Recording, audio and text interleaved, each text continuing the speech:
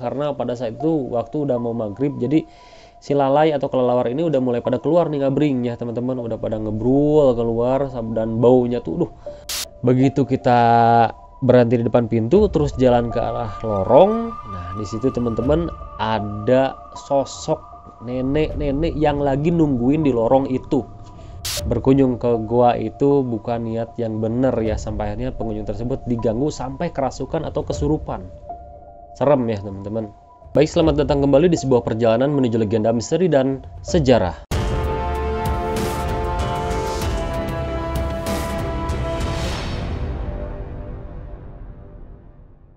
Baik, assalamualaikum warahmatullahi wabarakatuh. Sampurasun, apa kabar teman-teman semua? Semoga kita semua selalu dalam keadaan baik ya teman-teman. Kembali kali ini Lemirah akan menceritakan sebuah kisah atau pengalaman kami saat berkunjung ke sebuah gua yang penuh akan aura mistis, dan gua ini sangat keramat sekali yang berada di Pelabuhan Ratu teman-teman. Sebelum ke cerita, tak lupa bagi sahabat Lemirah yang mempunyai pengalaman misteri yang ingin sahabat Lemirah bagikan kepada kami, bisa DM kami di Instagram di @lemirah_official. Baik sahabat Lemirah, kita langsung saja ke cerita. Inilah pengalaman misteri kami menuju Gua Lalai, Pelabuhan Ratu.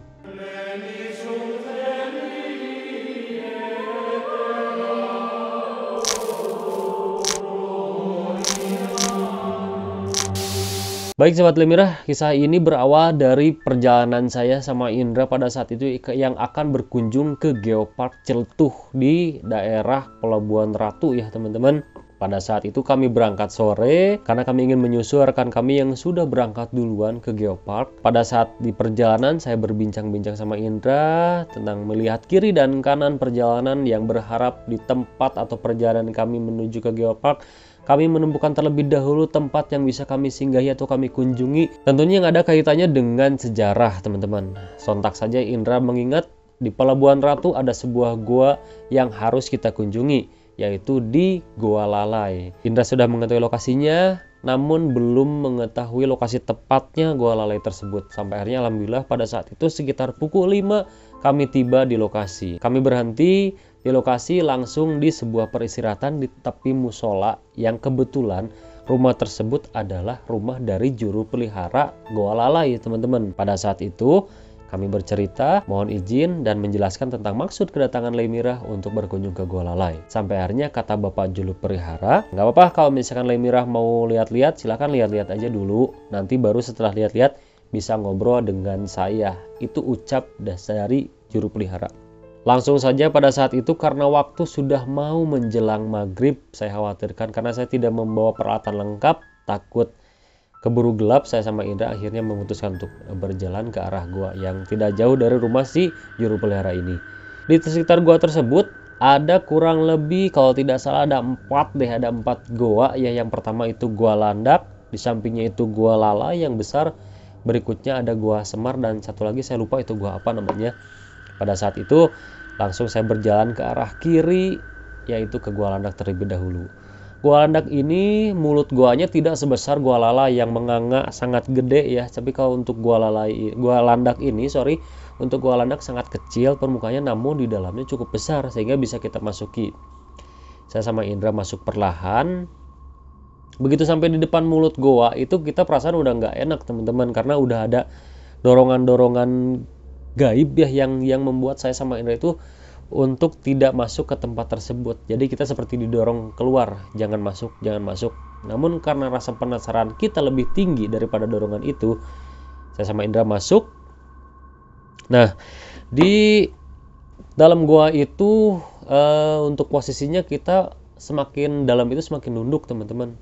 Jadi kita agak nunduk, langit-langit gua udah mulai di atas kepala kita nih. Cuman di ujung gua itu ada sebuah pintu yang pada saat itu terkunci. Nah, begitu pintu itu terlihat, di atas kepala kita pertama saya mendengar suara tawa di balik langit-langit gua. Seperti seakan-akan langit-langit gua itu kosong, ada ruang dan ada sebuah tawa di situ. Saya masuk terus. Nah, di samping pintu di dalam gua ya, di gua itu ada sebuah pintu. Di sampingnya itu ada lorong lagi yang sepertinya itu jalan menuju arah gua yang lebih dalam. Nah, cuman pada saat di situ begitu kita berhenti di depan pintu, terus jalan ke arah lorong. Nah, di situ teman-teman ada sosok nenek-nenek yang lagi nungguin di lorong itu. Saya sama Indra sampai berjalan keluar mundur karena sekali lagi untuk di daerah pantai atau laut itu aura atau hawa dorongannya itu sangat kuat teman-teman, lebih kuat daripada yang ada di gunung. Kita sepakat yang kita lihat itu sosok nenek-nenek karena saya lihat, Indra pun lihat, berada di pojokan ya, berada di pojokan. Sampai saya Indra mundur keluar. Yang pertama, kenapa kita bisa mundur tersebut selain dari dorongan yang begitu kuat untuk mengusir kita keluar, ditambah kita juga nggak sama juru pelihara ya teman-teman. Oke, di situ kita keluar dari gua landak yang udah ditongkrongin sama nenek-nenek, kebayang teman-teman, yang udah ditongkrongin. Kita keluar, lalu kita coba masuk atau mendekat ke gua lalai yang udah kelelawarnya udah mulai keluar ya, karena pada saat itu waktu udah mau maghrib, jadi si lalai atau kelelawar ini udah mulai pada keluar nih, ngabring ya teman-teman, udah pada ngebrul keluar, dan baunya tuh udah bau kotoran kelelawarnya itu udah nyengat banget. Saya sampai pakai masker. Udah, saat itu saya sama Indra langsung jalan ke arah kanan lagi menuju ke Gua Semar. Nah, di Gua Semar nih, di situ ada sebuah gua yang tertutup, terus ada beberapa gua yang kayaknya itu ada sumur-sumur gitu teman-teman. Jadi di atas batu cadas itu banyak sumur-sumur, kelihatannya sih itu sumur ya. Kita nggak masuk ke Gua Semar, kita fokus ke gua yang satu lagi yang tertutup ya. Gua ini jadi di mulut guanya itu dikunci pintunya itu. Pada saat kita mau mendekati ke yang dikunci itu teman-teman, kembali saya sama Indra itu didorong. Kita seperti diusir, tidak, atau jangan sampai mendekat ke sini ya. Cuman saya sama Indra bandel ngedeketin terus. Nah, sampai udah mau deket itu, pertama Indra ngedengar nih suara tawa cekikikan di balik pintu itu ya. Nggak lama Indra dengar, saya pun dengar, dan waktu itu kembali ya. Jadi saya tuh kayak kayak ada ngedorong ke dada saya, itu ada bek gitu masuk ke sini tuh. Sampai saya nggak kuat, terus saya mundur sama Indra. Padahal di sampingnya itu ada satu gua lagi, tapi karena kondisi pada saat itu dorongannya semakin kuat, suara tawa itu sangat mengganggu kita ya teman-teman ya. Itu bikin bulu kuduk merinding ya dengar suara tawa itu. Sampai saya sama Indra mundur secara teratur kembali ke juru pelihara ya teman-teman. Jadi ternyata benar teman-teman, waktu maghrib yang seperti yang diucapin orang tua kita dulu itu adalah waktu yang sangat sakral ya, waktu yang sangat pamali-pamalinya, dimana kita jangan sampai deh pada saat waktu maghrib itu berada di sebuah tempat yang angker, yang wingit ya, atau bahasa Indonesia sanget ya, jangan deh, karena kita ngalamin sendiri. Seperti pada saat pergantian waktu dari siang ke malam itu kan pertengahannya maghrib ya, itu seperti ada porta-porta gaib yang terbuka yang ngedorong saya sama Indra untuk pergi lu, jangan ganggu tempat kami. Dan itu kita ngerasain benar teman-teman. Sampai pada saat kita ceritain ke juru pelihara, dan juru pelihara dia tidak heran ya, dan dia mengiyakan. Jadi di Gua Lalai di Pelabuhan Ratu itu kami pun sempat dengar ya, bahwa Gua Lalai atau di Gua Lalai Pelabuhan Ratu itu konon katanya pernah digunakan untuk tempat pemujaan atau pesugihan. Benar atau enggaknya kita nggak tahu. Yang jelas kita pernah mendengar selentingan cerita tersebut.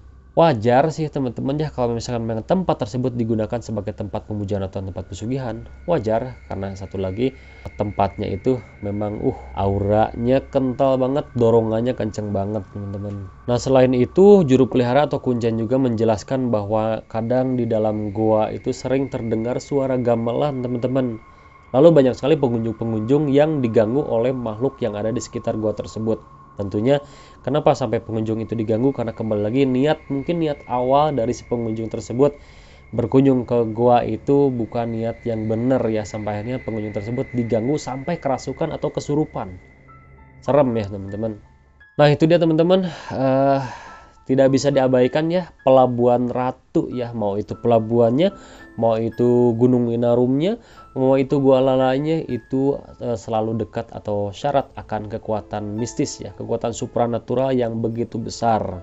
Eloknya bagi sahabat Lemirah yang ingin menikmati alam di sekitar Pelabuhan Ratu, yang pertama ingat kepada Allah, jangan lupa ucapkan doa ya, karena kembali lagi Di laut itu kekuatan supranaturalnya luar biasa, teman-teman.